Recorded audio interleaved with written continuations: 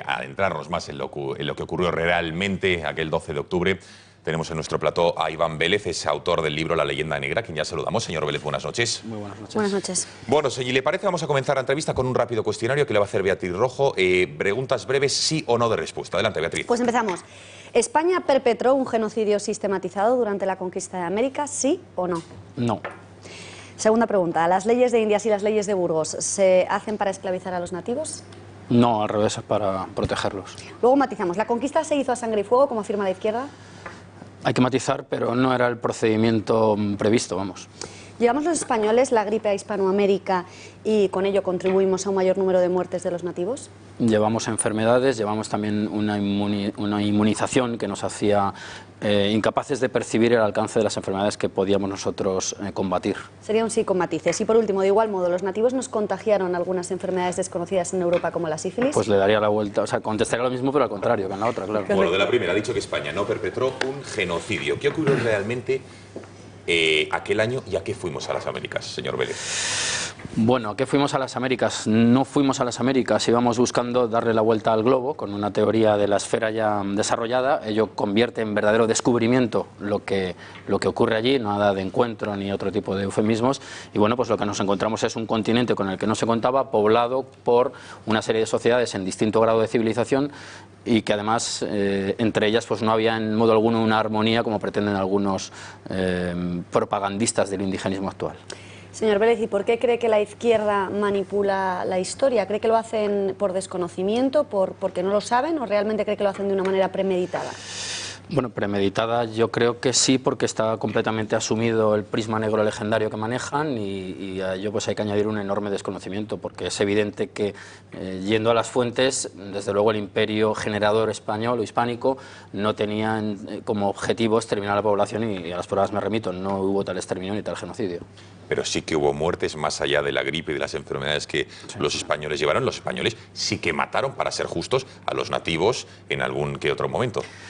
Los españoles mataron a nativos, los nativos mataron a españoles y los nativos se mataron entre sí. Todo despliegue imperial, todo despliegue político tiene un componente bélico en todos los casos que ha habido desde que el mundo empezó a girar. O sea que no hay nada de peculiar en la conquista americana. Bien. Bueno, pues abordemos el tema del mestizaje. ¿Fue un acto genuinamente español el hecho de mezclarnos con la población nativa y otorgar derechos a los hijos habidos de esas relaciones, no cree? En el contexto histórico en el que estamos hablando, es decir, si oponemos el imperio español al imperio anglosajón o al imperio holandés, que son imperios depredadores, desde luego el mestizaje es un sello, una impronta inequívocamente española. Inequívocamente española se refiere porque otras culturas, otros procesos, otras conquistas no fueron así. Pues no hay más que echar un vistazo a cómo se comportaron los ingleses en la parte norte de Nueva España para ver la enorme diferencia. ¿Cómo fue? Cuéntanos un poco comparativamente entre ambos procesos, digamos, de invasión o de conquista, porque siempre se habla y se compara entre Norteamérica, justo con Hispanoamérica. ¿Qué pasó históricamente? Bueno, diríamos que hay nosotros entendemos que hay dos tipos de imperios. El imperio generador, el que produce nuevas sociedades políticas, es el caso del español. No hay más que ver que hay 20 naciones hispanoamericanas con un gran legado de lo que fue el imperio español. Hablo de lengua, hablo de sistema jurídico, de urbanismo. Ese sería el imperio generador porque genera nuevas sociedades, insisto, y luego frente a él estaría el imperio depredador que buscaría pues materias primas, material humano. Y como ejemplo de imperio depredador sería pues el inglés o el holandés, que además en cuanto a lo que respecta al territorio solían quedarse en la costa con la implantación de factorías en vez de ciudades. O sea, la diferencia, digamos, más fisicalista sería que mientras los ingleses se quedan más o menos en la costa y pactan con algún tipo de cabecilla, los españoles penetran en el continente y constituyen un ejemplo de urbanismo y de estructuras políticas como puedan ser los virreinatos. Pues abordamos ya esa cuestión de los virus, de las enfermedades que le lanzábamos en el cuestionario rápido y que quería matizar. Llevamos la gripe con matices, nos trajeron la sífilis con matices también. Eso sin matices, lo de la sífilis, yo diría. Vamos a ver, claro, esta pregunta viene probablemente con el trasfondo negro legendario de que se desarrolló una guerra bacteriológica. No hubo tal.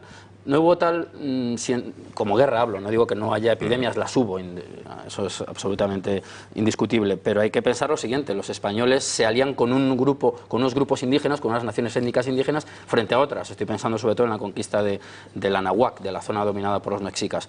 Bueno, pues las epidemias tanto afectaban a los tlaxcaltecas, aliados de los españoles, como a los mexicas oponentes, con lo cual como herramienta, digamos, de desarrollo o arma bacteriológica era inservible, porque no tenían defensa ni unos ni otros. O sea, mermaba tu propio aliado del mismo modo que podía mermar el opositor.